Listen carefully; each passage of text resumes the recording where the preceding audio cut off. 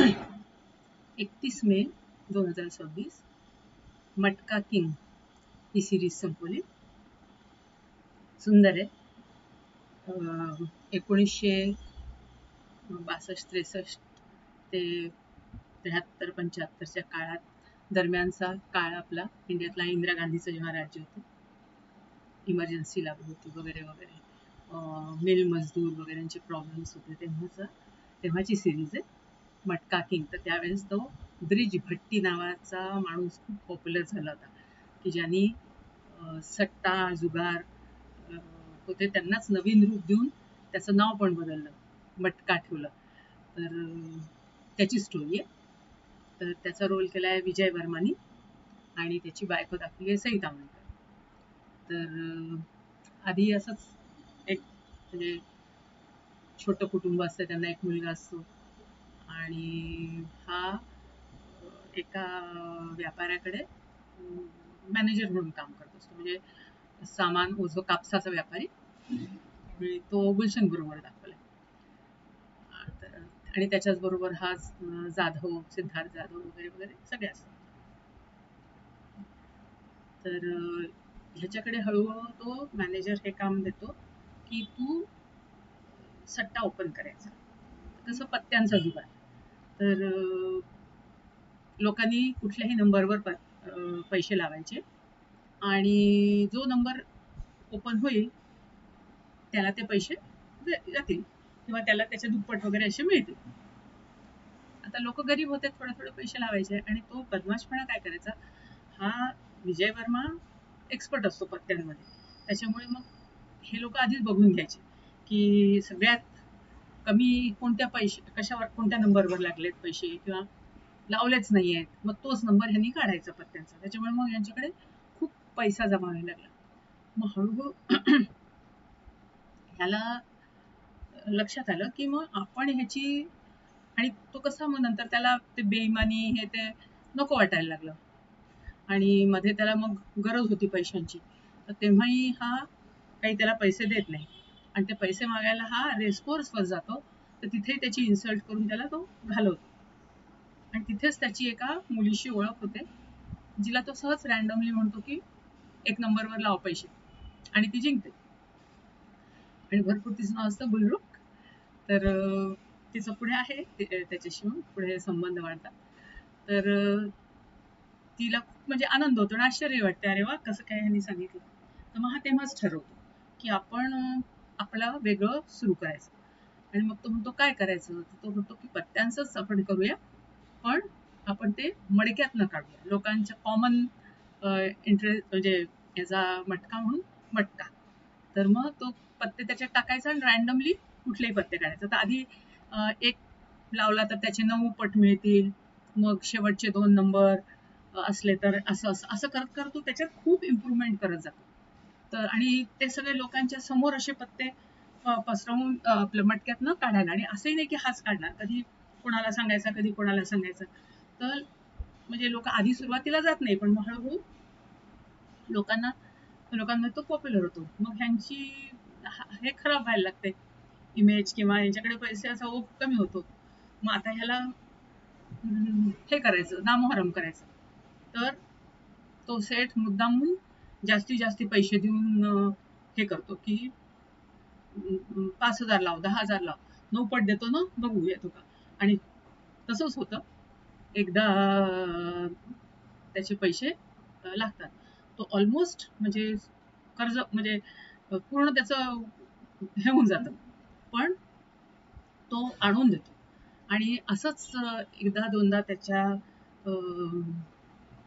आणि त्याच्या भावाला थोडासा जुगारचा, त्याचा लहान भाऊ असतो, तो पण ह्याच्यात मदत करत असतो त्याला.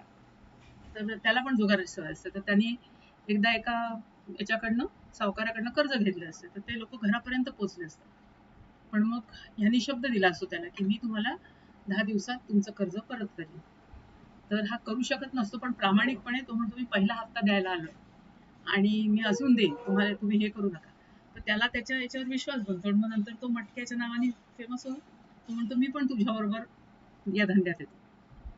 मग असे त्याच्याबरोबर एक एक एक एक एक एक लोक जुळत जातात आणि त्याची मटक्याचं हे ओपनिंग असं वेगवेगळ्या ठिकाणी हे होतं. आणि पण आता ह्या कम्युनिकेशन करता यांना फोनची गरज लागते, की म्हणजे आता जे नंबर उघडले जातात ते एकमेकांना फोननी कळवायचे. लांब लांबच्या लोकांना कसं नाही तर कळवणं. मग त्यांनी ते लोक फोनचे सेट घेतात एकमेकांचे. पण या सगळ्या याच्यामध्ये तो छोटा भाऊ गडबड करतो, तर त्याला हा सिद्धार्थ जाधव उघडं पाडतो. तर मग हा फटकारतो. तो म्हणतो तू प्रामाणिकपणे करणं धंदा, असं काय लवाडी हे करतो.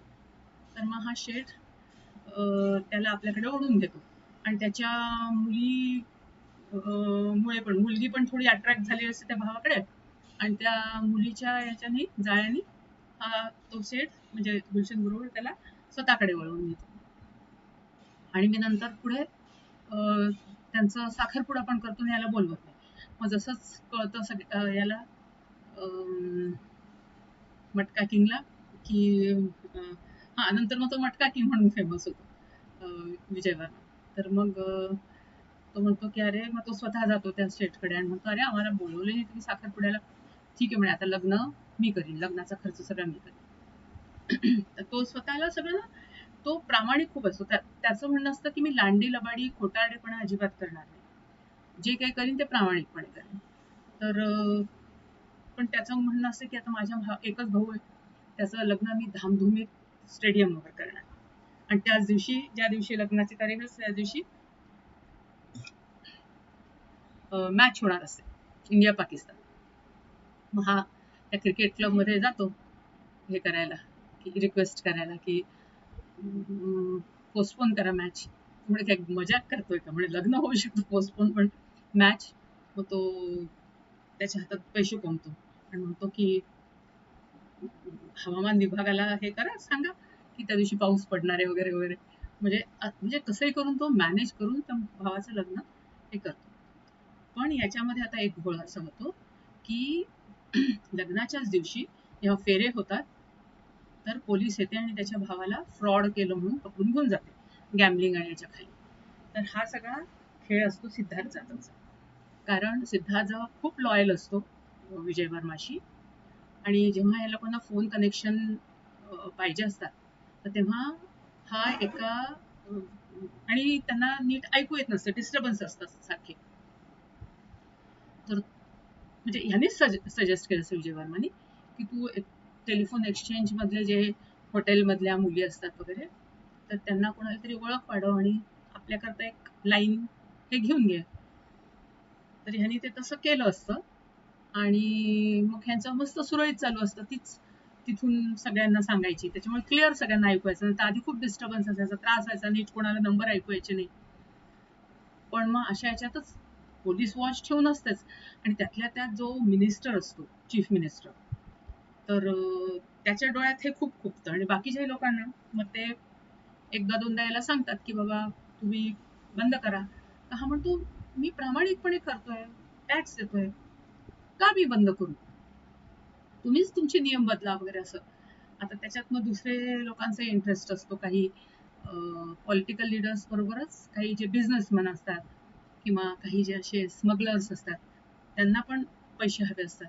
आणि आता हळूहळू खोऱ्यांनी पैसा म्हणजे ओढत असतो.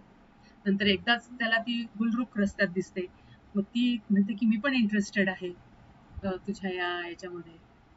तर मग ती म्हणते पण म्हणे मी माझं वेगळं माझ्या घरी सुरू करीन. मग ती असं हाय प्रोफाईलच्या लोकांचं सुरू करते. पहिल्यांदा त्याला बोलवते सगळं इंट्रोड्यूस करायला, ओळख करून द्यायला. आणि मग नंतर ती पण खोऱ्यानी पैसा ओढते. आणि मग जेव्हा भरपूर पैसा येतो ती म्हणते की माझी एक हॉटेल उघडायची इच्छा आहे. मग ती हॉटेल पण उघडते आणि मग त्या टिपच्या नावाखाली लोक असे सट्ट्या नंबर लावत असतात.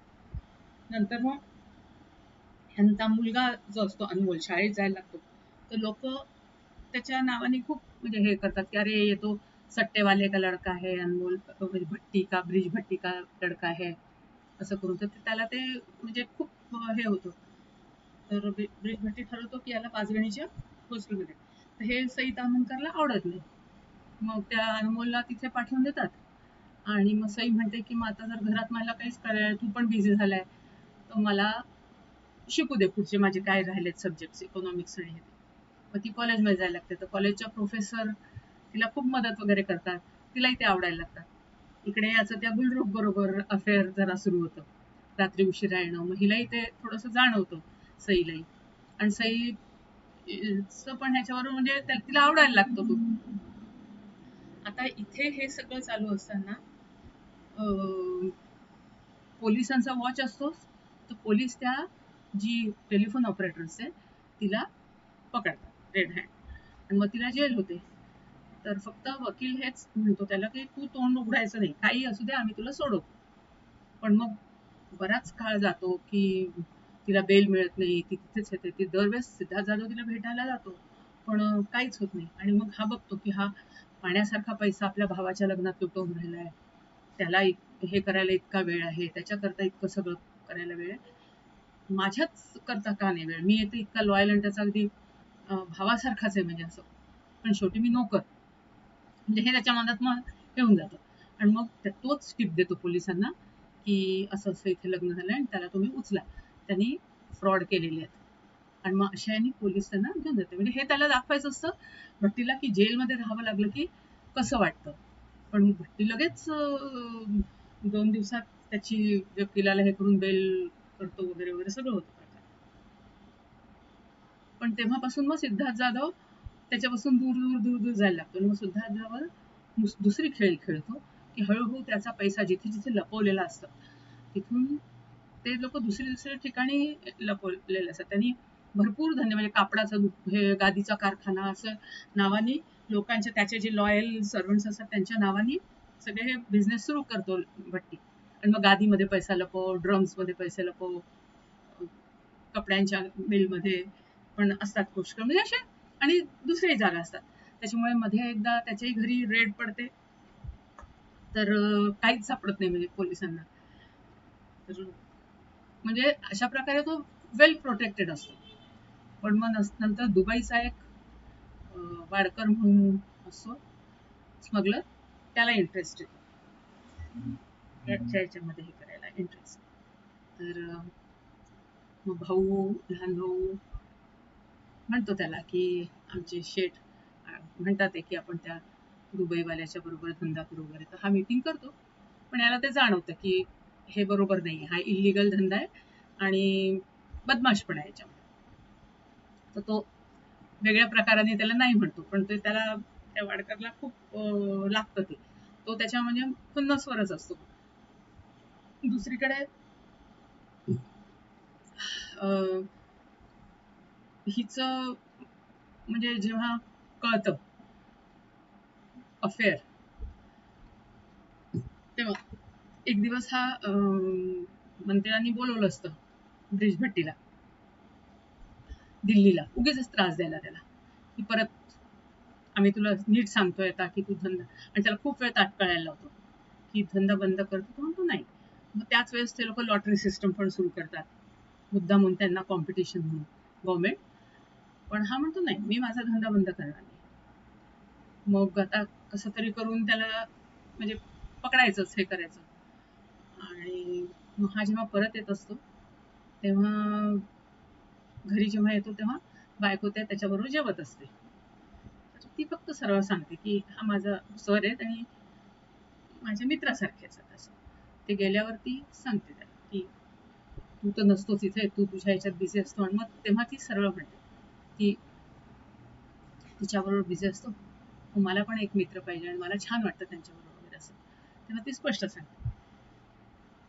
तर ते त्याला थोडंसं जाणवतं. नंतर त्याला हे जाणवतं की ही पण गुलरूख पण तिला जे पाहिजे तेच ती करते, तिला जिथे इन्व्हेस्ट करायचे तेच. म्हणजे ह्याने नाही जरी म्हटलं कुठल्या गोष्टीला तरी ती ऐकत नाही. कारण मग एक अशीच परत केस होते की कपडा मिलचे मजदूर स्ट्राईक करत असतात. तर त्यांचा जो मालक असतो पेस्तनजी, तर तो ऐकत नसतो त्यांच्या मागण्या. तर ही त्याला बोलवते गुलरूख ब्रिजला की तू म्हणजे वर्कर्स तुझा ऐकतात तर तू जरा बोल त्यांच्याशी. आधी तो पेस्तनजीच्या म्हणणं ऐकून घेतो, त्याला ते पटतच नाही. मग तो सरळ वर्कर्सना जाऊन सांगतो की तुमचा हक्क आहे, त्याच्यामुळे तुम्ही स्ट्राईक करा जोपर्यंत तुमच्या मागण्या होत नाही. झालं. मग तिथून त्यांचं तुटतं परत गुलरूखचं आणि ह्याचं. म्हणजे मग पेस्तनजी त्याच्या मागे, तो वाडकर पण मागे, हा त्याचा जो आधीचा सेठ असतो तोही त्याच्या मागे, म्हणजे हे सगळेच त्याच्या आता जीवाच्या मागे असतात. तर म्हणजे त्याला हे लक्षात येतं की सगळेजण आपल्याला आपला फक्त उपयोग करून घेतात, ते आपला मतलब साधला की सगळे दूर होतात ते. कारण एक कला हे पण असतो ऍक्टर, त्याला पण प्रोड्यूस करायला त्याची फिल्म पैसा पाहिजे असतो. तर आधी खूप अगदी त्याच्याशी जवळजवळ करून हे करतो, आणि जशीच फिल्म प्रोड्यूस होते फक्त त्याला प्रीमियरला बोलवत होतो, पण स्टेजवर सगळ्यांना बोलवून सगळ्यांचे नावं घेऊन हे करतो, पण याचं काही नाव घेत नाही. तर त्याला ते जाणवतं. आणि मग आणि मग त्या ह्याच्यामध्ये तो खाली येतो, बायको पण सोडून म्हणजे अर्ध्यात सोडून निघून जाते घरी. म्हणजे त्याला हे लक्षात येतं की आपण आता खूप एकटं पडलोय. आणि मग जेव्हा त्याचे ते पैसे पण लपवणं सिद्धार्थ सुरू होतं, त्याचे लोक म्हणतात की आपले पैसे कुठेतरी जातात, ते कमी वाटतात, ते टॅली होत नाहीये. मग ते लोक फॉलोअप घेतात, तेव्हा मग सिद्धार्थलाच रंगे हात पकडतात. सिद्धार्थ पण त्याच्या तोंडावर सांगतो की तू इतकं सगळं केलं तुझ्या भावासाठी, माझ्यासाठी काय केलं? तिला अजून ती जेलमध्ये सडते. हा म्हणतो, तू असं कसं म्हणतो, तू माझ्या भावासारखा आहे. पण तो भावासारखा आहे, भाऊ नाहीये, मी नोकरच आहे शेवटी तुझा. असं म्हणजे तो आपल्या मनातली मळमळ खतखत बोलून दाखवतो. तो म्हणतो, ठीक आहे, मी आता तुला सोडून देतो, पण याच्या पुढे असं चालणार नाही. त्याच्यामुळे तोही आता सेपरेट झालाय. त्याच्यामुळे हा आता एकदम भट्टी एकटा पडतो. आणि मग आणि एक न्यूजपेपर पण असतात, ते त्याच्या मागे लागले असतात. त्याला आधी मटका किंग बनवलं असतं, हळूहळू त्याचे की तो असा आहे, तो तसा आहे, हे असं. तर त्याच्यातलाच हा गिरीश कुलकर्णी असतो एडिटर. तर तो म्हणजे चांगला असतो तसा, प्रामाणिक. तर तो त्याला कळतं की हे सगळे आता मागे लागले, आणि त्या वाडकरनी सरळ म्हटले की आता हा जर ऐकला नसेल तर त्याला पकडा आणि मारून टाक, आणि मग त्याचे पैसे आपोआपच आपल्याला मिळतील वगैरे, अशी म्हणजे तो सरळ हे करून टाकतो फरमान. तर हा फोन करून त्याला फक्त अननोन म्हणजे नाव नाही सांगत, तो म्हणतो की तुमच्या जीवाला धोका आहे, तुमच्या मागे हा लागलेला आहे, त्याच्यामुळे तुम्ही बघा. आणि त्या गिरीश कुलकर्णी त्या रिपोर्टवर याचाही परिणाम झाला असतो की पोलीस भरत जाधव असतो एक पोलीस ऑफिसर, तो इतक्या प्रामाणिकपणे सगळं करत असतो, पण फक्त त्या प्रामाणिकपणाच्या ह्याच्यात यांचे गव्हर्नमेंट म्हणजे गव्हर्नमेंट प्रोटेक्टेड सेटजीचे लोक पण पकडले जातात.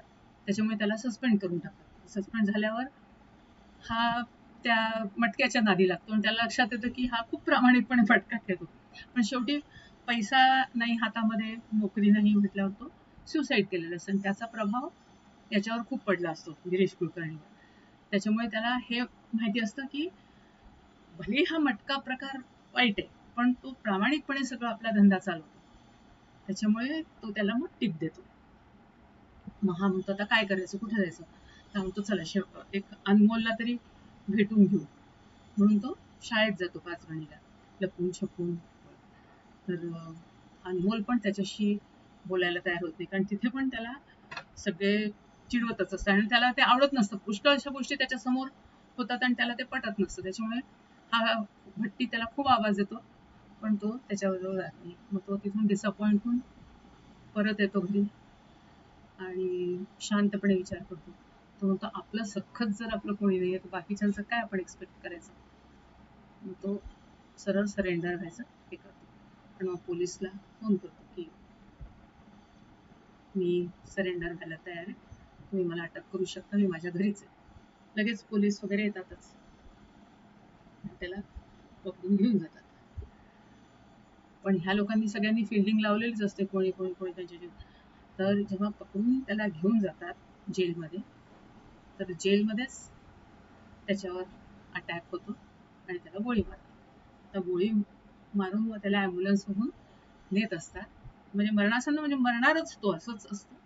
पण तरी त्या ह्याच्यात त्या ॲम्ब्युलन्समध्ये दोन पोलीस बेट लावतात, चला म्हणजे आपण मटकालू आता की हा जगतो का वारतो, तू काय म्हणतोस मी काय म्हणतो. तर एक म्हणतो जगतो, एक म्हणतो, म्हणजे त्यांनी असं आहे, तो अनप्रिडिक्टेबल, केव्हा काय करेल काही सांगता येत नाही. नेहमी. तर म्हणे ठीक आहे, मी जगतोला लावतो, तू मरतोला लाव. इतकी त्याची भेट.